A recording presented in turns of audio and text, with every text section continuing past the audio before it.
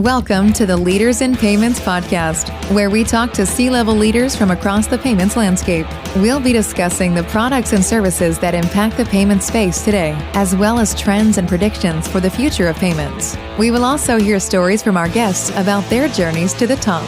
Well, I always tell people, think of it as a Venmo for businesses. We have an API that can be embedded into an app. It could be embedded into a software. It really just enables U.S. businesses with this really simple solution to embed payments functionality into whatever their core product is.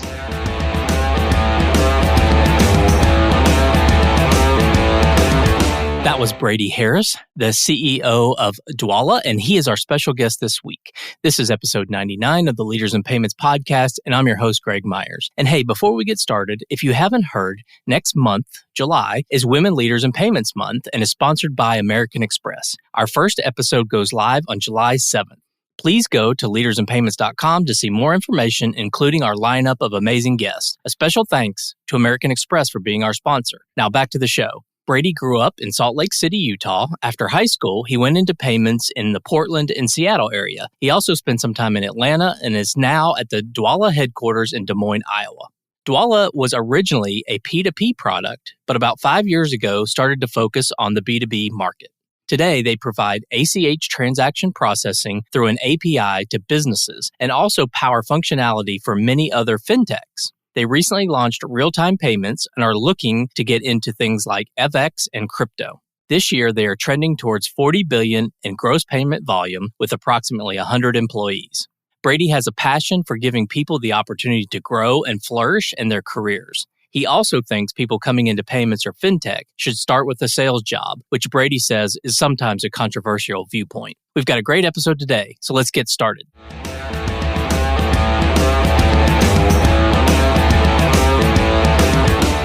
Hi, Brady. Thank you for being here and welcome to the Leaders in Payments podcast. Thanks, Greg. Great being here. Longtime fan. Excited to be with you today. Great. Thank you. So let's dive right in. Tell our audience a little bit about yourself, maybe where you grew up, where you went to school, where you currently live, a few things like that. Yeah, I would be happy to. So I am a Utah boy, grew up in Salt Lake City for the most part. Right after graduating high school, that was my first foray into payments. So I was maybe 20, 21 years old. We moved up to the Pacific Northwest with an ISO that was operating under Heartland at the time. And my wife and I, we were in Portland and Seattle for about 10 years. I had a great experience with that company, growing through a handful of private equity transactions. We were switching some back-end processors. And that was about 20 years ago. We've spent time in Utah, there in Seattle. Most recently, we were out in Atlanta, kind of fintech capital of the East Coast, doing some really fun things with a payment provider out there. And as of now, we relocated to Des Moines, Iowa, where Dwolla is headquartered. We've got some operations out in California, but our headquarters is here in Des Moines. And I've been in my current role, CEO, for about 12 months. So yeah, good, robust payments background, a lot of good experience seeing the industry change. Yeah, it certainly has. Well, let's talk about Dwolla for a minute. Let's tell our audience a little bit about what the company does and your target market and those kind of things about the company. Yeah, Dwolla originally was a P2P product close to 10 years ago. About 5 years ago, they saw just a huge opportunity in all things B2B. It's kind of a funny story. The original founder, co-board member with me, Ben Milne, he was my predecessor. He was running a side business, and he saw how expensive cards were, with the interchange plus pricing. And he said, there's got to be a better way to do this. So he, with a handful of smart people, they figured out how to access the ACH networks and to configure that access to ACH through an API. And so the business thesis was, if we could make a really programmable and simple to use API that could give businesses to the ACH network and the infrastructure, and then, really expanding that modality. ACH is kind of the core technology to do really fun and exciting and creative things with ACH. And there's a huge market there. There's a huge TAM. So, Dwolla, I always tell people, think of it as a Venmo for businesses. We have an API that can be embedded into an app. It could be embedded into a software. It really just enables U.S. businesses with this really simple solution to embed payments functionality into whatever their core product is. And so we always, try to flex that we have a world-class access and product to the existing ACH network. And then we've built an ecosystem of financial partners or financial institution partners that continue to help us expand the product, whether that's push to card or push to debit, mass disbursements, same day transactions. We recently launched real-time payments with the clearinghouse. So we really concentrate on bank transfers where most others have ignored those innovations. And we've figured out how to enable these large value transfers for B2B payments via an API.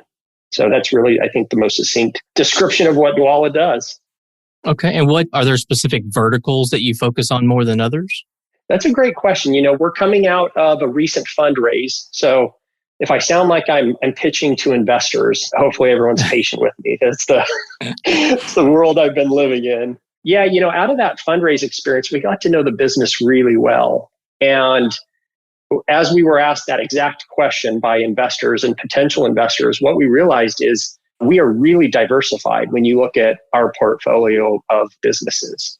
Last year we moved about 20 billion, call it, in gross payment volume. That was about 80% year over year growth. We had originally thought going into this year, we would move about 25, maybe 30 billion in gross payment volume, another really robust growth year. And it looks like we're trending closer to 40 billion in gross payment volume. And so as we dissected, where is all this payment volume coming from? It really was spread across, I believe, more than 80 verticals. We've got a lot of marketplace companies, but an emerging, kind of customer profile that's really cool is if you look at, I'm going to name some companies that we work closely with, but companies like Finicity or Infinicept or NMI, Modern Treasury, Plaid. A lot of times people ask, are these competitors to yours? And in many cases, we have partnered with them and we power certain components of other fintech or payment companies' product and vice versa. There are certain technologies that we leverage to power our core platform. So we actually power a lot of fintech companies, a lot of payment companies where you may be moving an ACH transaction, but if you pop open the hood, it's a white label technology that Dwolla is actually powering. So one, I wish I could say the name, we're under NDA for the time being, but we just launched when doing RTP, real-time payments, for a global fintech that moved $9 trillion last year in payment volume. They just launched an RTP product and we are powering about 80% of that. So that's another really cool, what most people don't understand about Dwolla is we do direct sales, we have direct client integrations, but we also have a really robust partner network, where again, we're able to power certain payment functionalities in other fintech companies. Okay. Do you go to market with a direct sales force or through partner channels, or it sounds like maybe both? Yeah, here's a good visual that was really helpful for me when coming to Dwolla. I asked the same question. And that visual is if you think of a pyramid and you segment that pyramid into 4 different components, starting with the base, which is the most broad. Those 4 segments to the pyramid represent different distribution channels that we have. And over the last 12 months, we've started and launched 2 additional distribution channels. The base of our pyramid, somewhat trendy and in vogue in SaaS and fintech right now, is a product-led growth channel. If your listeners aren't familiar with product-led growth as a distribution method, think Slack. You go sign up for Slack, you're not talking to an account executive. You're generally not speaking to a salesperson. There's often a free or freemium version of the product. It's self-serve. You get to dictate how you engage with the product. The idea is that as you further engage and nurture the relationship with the customer, it moves eventually to revenue status. And that's typically as you unlock additional features or functionality. So Dwolla launched a product-led growth distribution channel aimed at a smaller startup type tech company profile. The pricing methodology was similar to most payments, which is either a percentage or a transaction fee. We call it pay as you go. And really the theory was, let's give a really quick, frictionless way for customers to integrate with our product. We launched in tandem with that a low-code version of our API. So it was via dropping components. And that as a distribution channel over the last 6 months it's taken off like a rocket. If you look at it visually, it's just a hockey stick in terms of client growth. So that is a really exciting new distribution channel that has really helped us penetrate in more compelling ways the marketplace. As you move up the pyramid, we have your typical SMB team that's comprised of account executives who can help demo the product. Those are typically subscription type pricing. So unlike payments in general, we may have a fixed cost of $500 or $1,000, whatever a month, and that gives a client an allotment of transactions or payment volume that they can push through our platform. So that's kind of a higher sophisticated upscale client. And that gives them access to additional features and some premium functionality of our product. And then we get into the enterprise space. So we have pretty large enterprises, really well known, that will reach out to us. And oftentimes we hear, hey, I'm mid-integration with, say, a Stripe or a Square, but the ACH product, generally speaking, with competitors is pretty static. It's not very deep or rich. It's usually an off-the-shelf product that is on the peripheral of their core technology. And so we get people from all over the world coming to us saying, here's our funds flow requirements. Here's really creative ways we'd like to embed ACH in our core product. Can y'all help us? And in many cases, our API is really programmable. We can solve for pretty sophisticated requests. So we have clients like Bill and Melinda Gates Foundations or some pretty high profile enterprise clients where we were able to solve their payment needs. And then at the tip of the pyramid, we have strategic partnerships. And that would be, as I mentioned earlier, generally other fintechs, other payment companies where they have white labeled or embedded certain aspects of our core technology that then in turn powers their product. That's kind of a one-to-many opportunity. In my humble opinion, I think that's a really big opportunity for Dwolla in the future that we continue to invest in. So yeah, that pyramid kind of, hopefully that helps illustrate the various ways we go to market depending on the different customer profiles we hope to target.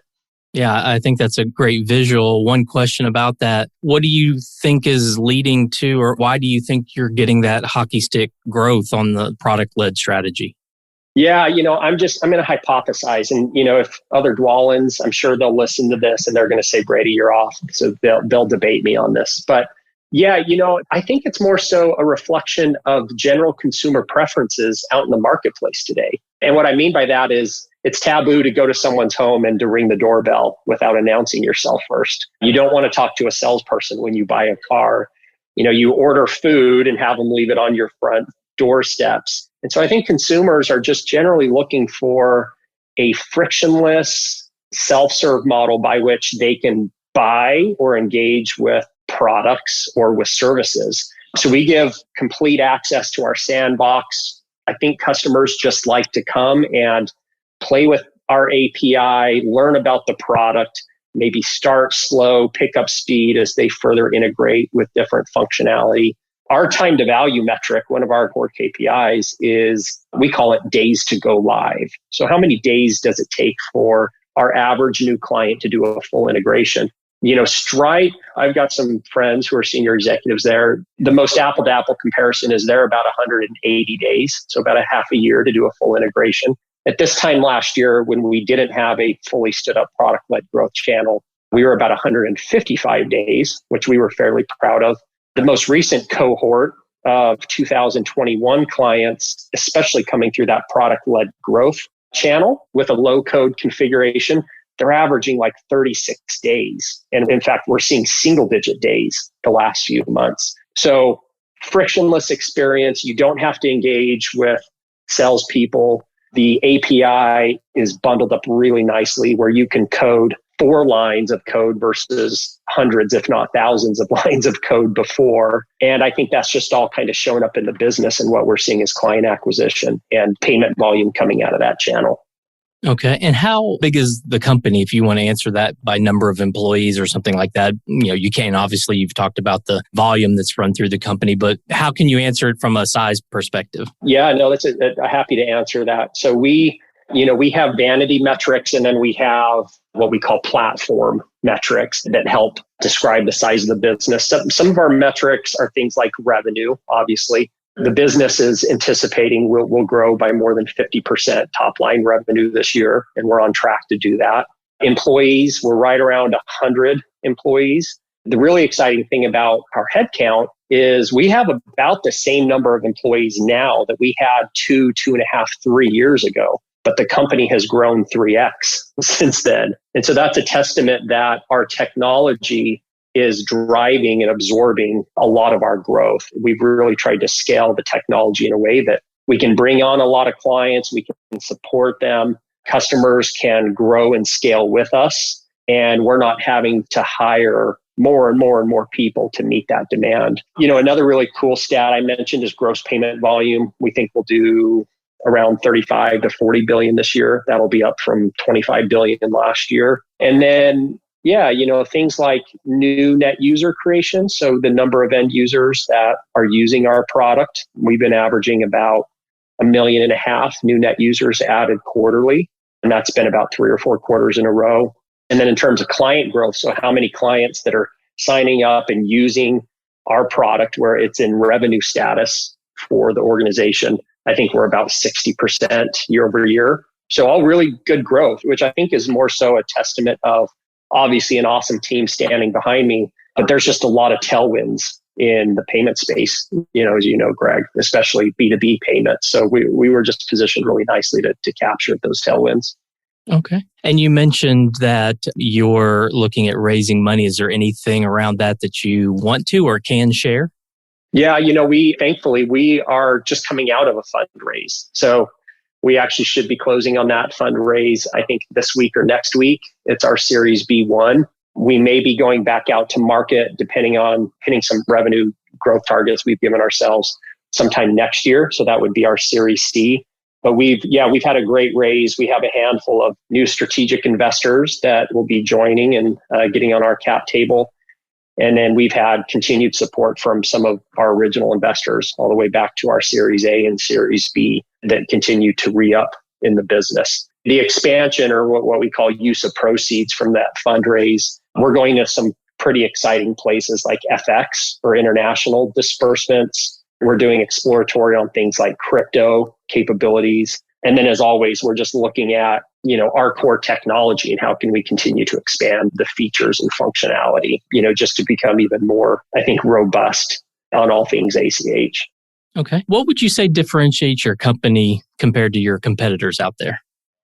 Yeah, that's another really great question. When I first came on board, this is kind of borrowing from my private equity days, is oftentimes when you have a new financial sponsor, they will lead some kind of value creation process. So new investor, new portfolio company, and they say, all right, we're going to invest and we want to get 3x, 5x, 10x, whatever our money when we exit in 5 years. What are ways that we can invest now in the business that will pay dividends and help drive growth over the next few years? That's value creation planning. So when I came on board, we ran a pretty extensive, what I would say is holistic value creation planning process in the business. It was driven bottoms up. So we didn't have McKinsey people in here. We didn't have, what are the guys' names in office space? Is it TEDs? We didn't have the TEDs, consulting us on the business. We had everyday employees that were volunteering to be part of go-to-market task forces or certain operations task forces. Out of that process, one of the things we tried to really articulate and be able to define for ourselves was who are our competitors, or where do we sit in the broader payment landscape? And the tool we used for that was really just a heat matrix. So we plotted other companies that had an ACH product, and then we tried to unpack what really was behind the product or what their capabilities were. And then we tried to visually see, where do we sit here? And this is going to sound really cheesy and cliche, but when we did that, we were really in a quadrant by ourselves, to be honest. And that was really eye-opening to see there's not a lot of people who are focused on what we're focused on, which I think is commentary on the broader payment landscape. On the card side, every ISO does the same thing. Every processor does the same thing. They might focus on, say, an e-commerce product versus cash discounting, but they generally have the same suite of products.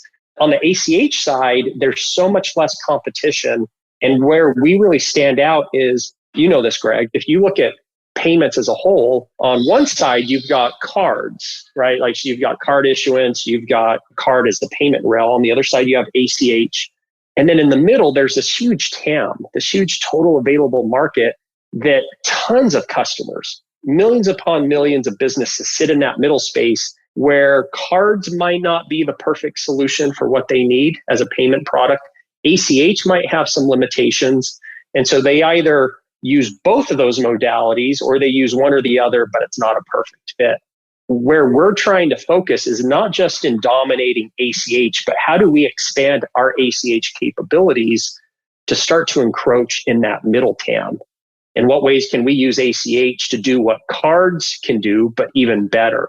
That's, talking about how you can quickly authorize and settle a transaction, or deposit time, right, is a really important characteristic of payments. So as we launch things like real-time payments or virtual account numbers or mass disbursements, Dwolla is increasingly not just, saturating and getting really deep on the ACH side and being able to do what literally no one else in the world can do, but we're also starting to move to the left towards cards. And so that's a really exciting place. We think we're going to keep trying to target that middle TAM. And as our technology expands, we just continue to pick up more and more customers that we hear every day say, hey, ACH 3 years ago wouldn't have been a solution that we would have entertained. But now, because of things like push to card or real-time payments, we want to adopt this modality. So that's a really big, I think, value proposition. The other one that really sets us apart is, again, going back to our low-code solution. We've tried to target the non-technical buyer, maybe a tech startup with limited dev resources or not a lot of engineers who can take months and spend millions of dollars to program in, lines of code or API to have a white labeled payment product. And so that's really unique. That was a huge initiative for us to figure out how to reconfigure the access to our platform via a low-code solution, or what we call drop-in components. So that's really unique in the broader payment landscape as well. Okay. And you've, I think, done a great job of kind of painting the picture of where you guys, what you do, where you fit in the industry, and a little bit about sort of the landscape of the industry. Where do you think this is all headed, say, in the next 2 to 3 years? What are the trends? And I know you guys you mentioned FX and a few other things that you're focusing on, but as a broader picture, where do you think the industry's headed? We did some pretty heavy market research. So one of the things that we're really grateful for is when you're moving 25, 30, 35 billion in payment volume, you get a lot of direct insight into the trends or what you see as some upcoming characteristics of how businesses, in our case, businesses are using their payment products. And that's kind of a canary in the coal mine. You go, okay, like we have a lot of clients asking to do this, or we have certain clients exploring ways that they might expand on our functionality. So it's a really good, I think, insight, an accurate insight as to where might payments be in a year from now or 2 years from now. So that we've been really fortunate to benefit from that. Some of the things that we're hearing and we're seeing just in our own platform, and this has been validated as we've done things like launching RTP with global fintechs that have incredible purview into all things payments, and they're very sophisticated when it comes to looking around the corner, and trying to understand where is payments headed over 3, 5, and 10 years. Some of the validation, and I think just the personal philosophies that we have is, I think the most recent stat I saw is something like 85% of companies today are planning on implementing some type of real-time payment solution in the next 3 years. So the emergence of RTP as a modality is, I believe, fundamentally changing the way that money moves in terms of startups, small to mid-sized companies, enterprise-level businesses. It just gives such a competitive advantage and offers this strategic value, especially when you think about the overall health of their operations or the ways that they can run their business when you're dealing with real-time payments. So I think that's going to be a really huge market. And I think everyone's going to scramble. How can we move money really quickly?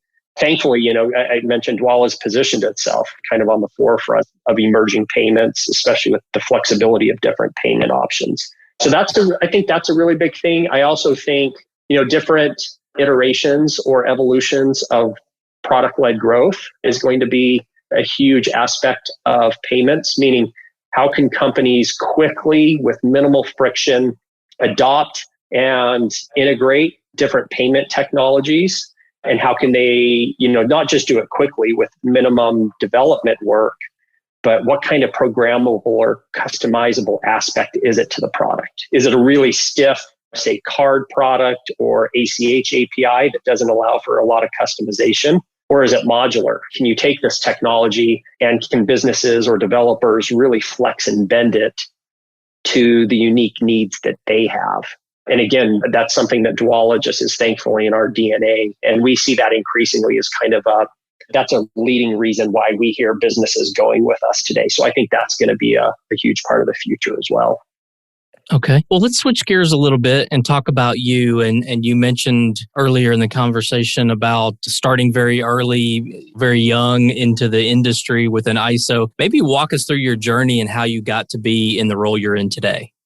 Well, this is not a false modesty. A lot of people say, but it's a thinly veiled attempt at appearing humble. So I will say I've been super, super lucky. There are so many people I've worked with in the payments industry that just eclipse me from a talent standpoint and work ethic standpoint. And I thankfully have just been really fortunate to land at companies and businesses that have just given me opportunities to keep growing in my career. So that's kind of the preface that I really consider myself lucky. Yeah, to kind of our offline conversation back in 2000, 2001, working for an ISO, I was literally making 150 cold calls a day and knocking on 40, 50 doors a day, just selling, merchant accounts. We were doing knuckle busters, the old carbon copy sliders and, the old Zon Juniors and, all these Trans 330s and Hypercom T7Ps. And the old time payment people are laughing right now when I mention these.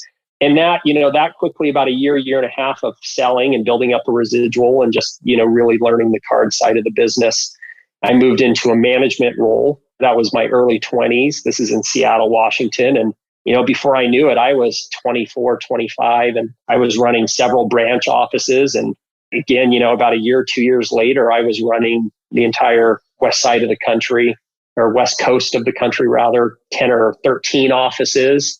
And the company was just growing really well. We were adding offices, adding sales reps, client acquisition was growing, just really riding the wave of what was happening in payments during, those 2000s. And so I was fortunate to finally end up as president CEO of that company. We were about 400 or 500 employees, 100 million plus revenue. I was able to have a front seat, as a very junior executive through a handful of private equity transactions. And that really was parlayed into my most recent experience with Payscape, now known as PayRock. In fact, my good friend Jim Oberman was on the podcast a few weeks ago. But I was part of the Payscape transaction with Parthenon Capital, which was the PE sponsor. And then I was part of that executive team where there was quite a bit of M&A work around NextGen and BluePay and Payscape and, PayRock and rebranding to PayRock as a conglomerate. So yeah, that's how I finally ended up at Dwolla. We had completed those transactions. We had done some really cool M&A work. There was just so many really talented executives in the room through all of these acquisitions that, I said, hey, I think it's time that I go reset the clock and maybe go back to more of a startup mode. I'm thankfully still a shareholder with the business. So I really love, PayRock, and I'm really close to the business still. And thankfully at the time, Dwolla was looking for its first post-founder CEO. The business had just kind of grown to a point that it's time to, professionalize the business, bring in maybe a classically trained, in this case, CEO that could help maybe scale some of the go-to-market efforts or, really just help professionalize the business as it was growing nicely.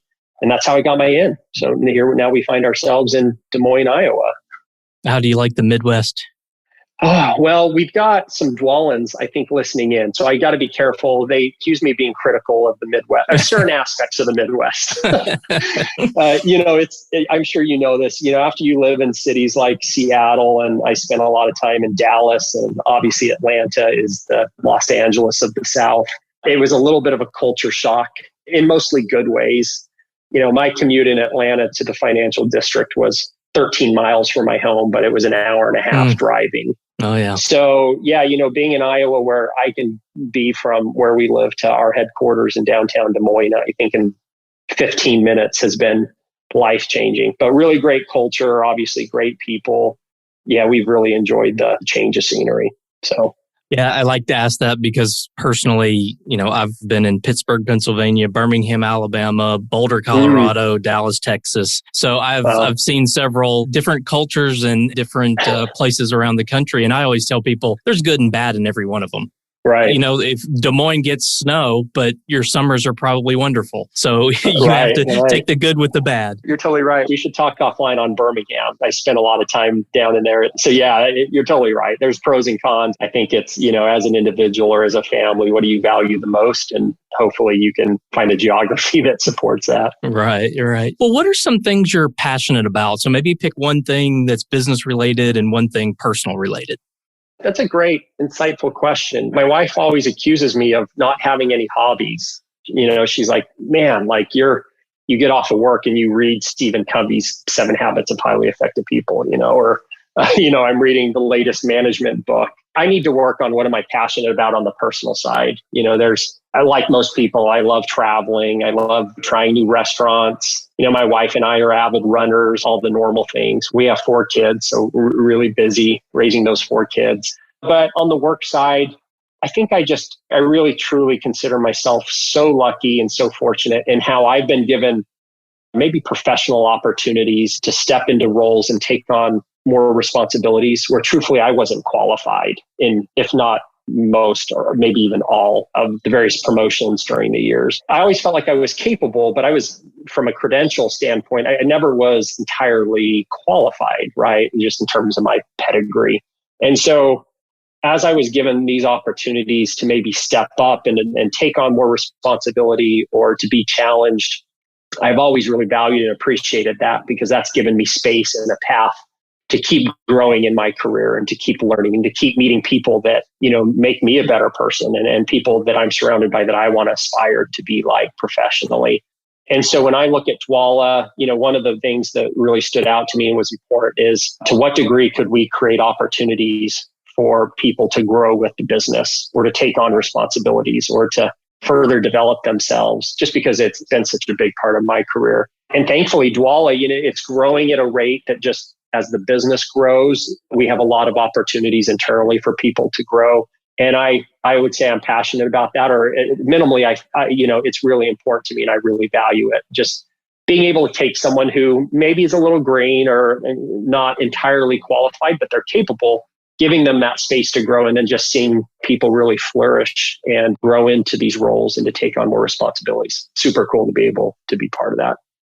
Okay, that's a good segue into the next question. And, the way I position it this is that, I started in payments in 2005, and I don't think the word fintech even existed. And I didn't get into payments as a career option. I fell into it and just haven't been able to get out of it. Yeah. But today, right, when you look at payments and fintech as a, say, recent college graduate or someone very earlier in their career, they can look at payments and fintech and say, hey, I want to work in that industry. So the question is, what would your advice be to someone young like that wants to get into our industry? What would you tell them they need to do to be successful? Yeah, you called it out. Fintech has become one of those trendy buzzwords that nobody can really define. I mean, it's obviously financial technology, but that's a very broad and all-encompassing term that I think pulls in a lot of different industries. So I would say that we use fintech and payments somewhat synonymously nowadays. They really are. Maybe fintech is that very broad macro umbrella or label, and payments is one component of a broader fintech industry. But, the things I tell my kids, I've got 5 little brothers. I mean, anyone who will listen to me who's interested in fintech or in this case, payments, they don't always like the answer, but I always say I really believe that everybody should start in sales. There's so many, I think, skill sets and experiences that radiate out from being in sales that will translate to whatever role you ultimately do in your life, whether it's building the social skills necessary to have rapport with a potential customer or to close a deal, or the emotional grit to go through cold calls and to be rejected over and over again, or how you're really compelled to learn your product pretty intimately when you're having to sell it to other people. And that intimacy and learning a product and how to communicate it to an outside party, I think translates in so many ways. So my own pedigree, when I look at how I've come up through the sales and go-to-market side of the business, it would have been so easy for me. And I did, splinter off into operations, or to take those skill sets into finance, or to take those skill sets into a customer service or customer experience role. So that it's somewhat controversial. I know a lot of people, they say, well, I'm not a salesperson, or there's no way I could do that. But I just think there's a lot of value, to spend a certain amount of time, especially at the onset of your career. If you want to do fintech, if you want to do payments, sales is a really great place to start. Okay. We've covered a lot of ground so far on the company, the industry, your journey. Is there anything else you'd like to add before we wrap up? No, this has been great. Yeah, I appreciate the opportunity to talk about the business and payments. And I know I'm boring, talk a little bit about myself, but no, I really appreciate the opportunity to talk about those things and what you're doing in payments. I think it's great getting the word out, and having, I think, a lot more interesting people than me, but this has been great. I appreciate it. No, thank you. Thank you for being on the show. I know your time's very valuable, so I really appreciate you being here. Yeah, of course. It's been great. And to all you listeners out there, I thank you for your time as well. Until the next story. Thank you for joining us this week on the Leaders in Payments podcast. Make sure you visit our website at leadersinpayments.com, where you can subscribe to the show and where you'll find our show notes. If you enjoyed listening, please share on your social channels as well.